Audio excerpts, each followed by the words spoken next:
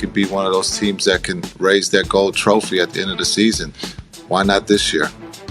When Mark Cuban interviewed you for this job, obviously Dirk Nowitzki and others had a lot to do with you getting the job because Dirk Nowitzki obviously has significant say within that organization at this particular moment in time, as well as he should, considering his greatness and what he's done for the Dallas Mavericks all of those years. Nevertheless, when you took the job, what did Mark Cuban tell you he needed from you and he needed from this team specifically?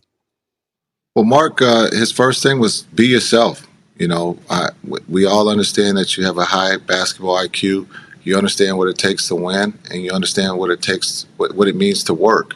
And so he's been great. I played for Mark, won a championship, and so I understand that he's competitive. He wants to win, and so, but he also understands that we all have to work and do our part. And so that was the first conversation that we have had, and understanding that it's really simple. Be in the gym, make guys better, and have fun doing it.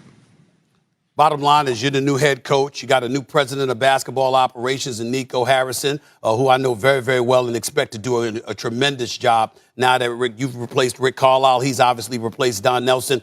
When you took this job, you've obviously heard a lot of noise about Luka Doncic and the relationship that he has with Kristaps Porzingis. What can you tell us about what you heard, and what could you tell us about where you believe that relationship is now and is heading? Well, I think we all heard in the NBA circle that there was, tension between the two. But I would have to say that's fake news. I think they both want to compete. I think they really want to compete. There were some other issues that I thought they did a great job of keeping in-house. It had nothing to do with those two. And so I'm excited. I think the relationship between the two of them is at a high level. They're basketball players who want to compete and who, they want to win. And for a coach, I have to put them in that position to be successful. But I think their relationship is great. Other issues like what? Because when we look at these two guys, we know that Doncic is a star. We know that he's a stud. And we had a lot of expectations for Porzingis, primarily due to the health, obviously, that interfered with a lot of it. But what else about Kristaps Porzingis is missing or was missing that is going to be alleviated now? Well, I think just being a basketball player. I think in the past system, he was, limited to doing a couple things. I want KP to be a basketball player. When you saw him in New York, he was a basketball player. He wasn't limited to just shooting threes. I really believe that we can play through him in the post, play through him in the mid-range, and play basketball. Those points count. And I think he has a skill set at 7'3" to be able to deliver that. And so I'm excited to be able to see him be himself and not be limited to just shooting threes. Now, Coach, you've had a lot of experiences yourself. You were in Brooklyn, you were in Milwaukee. Things didn't work out there. But I was very happy that you got this job. I felt you deserved it. I felt you paid your dues. And obviously, you're one of the great basketball minds that exist in this game.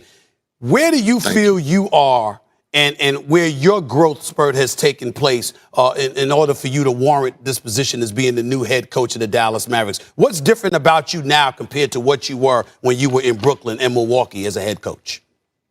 Well, I think the biggest difference is, I went straight from playing to becoming a head coach and responsible for 15 players. I think 2 or 3 of those players are going to be Hall of Famers in Brooklyn. And so just understanding what it meant, the responsibility of 15 guys. As a player, as a point guard, you're responsible for 4 guys on the floor and yourself. And there's a big difference between that. And so going through that, I was very fortunate to have those older players in Brooklyn. And then when I got to Milwaukee, they were on the heels of just winning 14 games. I thought I brought what it meant and how hard it is to win in this league, and shared that they had to work hard, and we built a great foundation in Milwaukee. People always say that it didn't work out well. I think it worked out great because I taught those young guys what it meant to be a pro, what it meant to work. And Giannis turned out to be an MVP. Chris turned out to be an all-star. And so I look at it differently in a positive way.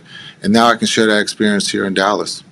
Now, the expectation, Coach, for people, looking at the basketball, particularly in the Western Conference, Lakers are the team to beat because they got a whole bunch of experienced dudes led by the great LeBron James. Anthony Davis, Russell Westbrook don't hurt. You got Melo there. You're looking at the Clippers, and Kawhi Leonard is expected back early. You hear about Denver once Jamal Murray gets back. You hear about Utah because of Donovan Mitchell. You hear about the Phoenix Suns because they're the reigning Western Conference champions. You don't hear much about the Dallas Mavericks other than Luka Doncic. That's about it. What's your expectation for the Dallas Mavericks this season? Well, I think we're in a great seat. I think when you look back at last year, no one really talked about Phoenix. And then they get Chris Paul, and Chris Paul takes them and wins the Western Conference, championship. And understanding that, we feel that we have a talented team. We have a team that's back. Offensively, we know we can put the ball in the basket. Defense is where we've concentrated so far in training camp. And so it's all right to fly under the radar. Understanding there are some very talented teams, and the Lakers are going to be the favorite because of LeBron and the guys that they have in AD. And they got a great coach in Frank Vogel. So, but we feel that we can compete. And you can't play it on paper. You got to play it on the court. And we look forward to that challenge. Your definition, last question, your definition of success for this team this year is what? Health. That's it. Because if you're healthy, a lot of good things will happen. Everybody wants to put a number on it. We always talk about the standard in the Western Conference is 50 games to punch that ticket to the playoffs. We all understand. We all have a bad taste in our mouth of what happened last year with the Clippers being up 2-0. So, yeah, we have many goals within in-house, but I think our health. If we're healthy, we could surprise or we can be who we think can be, and that's competitive and hopefully win a championship.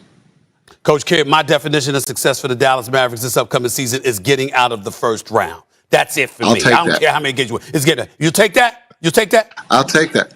I'll take that because that means we're playing the second round. All right, my man. The one and only Jason Kidd, new head coach for the Dallas Mavericks. Appreciate you, Coach. Thanks so much. Thank you, Stephen A. All right. Molly, back to you. All right.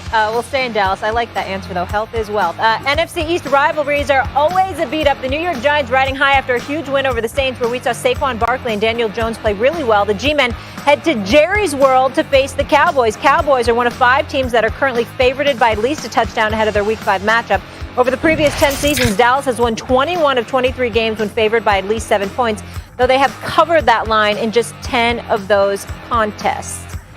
Dan Orlovsky, you're up first here, sir. What team is on upset alert in Week 5? I think it's the Cowboys. I really do. I look at this Giants team, and I understand they're 1-3. They're 5 plays away from being a 3-1 football team. And we're talking about, this record being swung over 4 or 5 snaps. I'm not the person who says you are who your record says you are. I disagree with that. I think that we're starting to see this offense with the New York Giants really start to understand who they are. Jason Garrett has been significantly better over the last 2 or 3 weeks. Kenny Golladay has started to make some plays. They remembered that Kadarius Toney, their first-round pick out of Florida, actually is on their football team. I want to give credit to Dave Gettleman. A lot of us have been critical of him, me included. He said this offseason the offensive line was going to be a little bit better. I think they are. Daniel Jones is playing really good football. Again, a guy that I've been critical about. Daniel Jones is playing some good football. Saquon Barkley every week has started to look at it a little bit better. And I said Saquon Barkley had pressure on him this year. The thing that I like about the Giants right now, Molly, is 2 or 3 weeks ago the question was, well, why does this team keep winning or losing these games? And simply put, I said they got to stop giving them away. They got to stop making the play to lose the game. And somebody is going to have to step up, these young players, and go, no, it's not going to be like this anymore around here. And I'm going to make the play. And this is the play right here. Look at Saquon's emotion. He knows how big a deal that was. And you're starting to see a team that says, we're done losing these games. We're done giving these games away. Now, the Cowboys are very good. I think the Giants have to match their physicality defensively. I think they got to keep the ball in front of them. They got to communicate when Dallas changes their tempo offensively.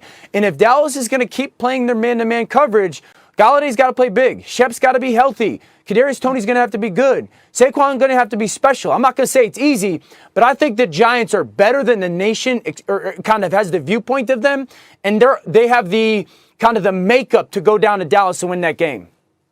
You know what? I like that. I like the fact that Dan picked that, but I'm going to tell you something right now. I don't know if this qualifies as an upset because Buffalo has a better record than Kansas City. But I'm kind of thinking about Buffalo going into KC and knocking off Patrick Mahomes. I'll take that and as the an Kansas upset. City Chiefs. Yeah. I think that would be an upset, considering what we witnessed in the postseason, where Kansas City handed it to Buffalo. I think Buffalo's better. I think they're more well-balanced. I think that Kansas City doesn't appear to be the juggernaut that it has been thus far. I think we've seen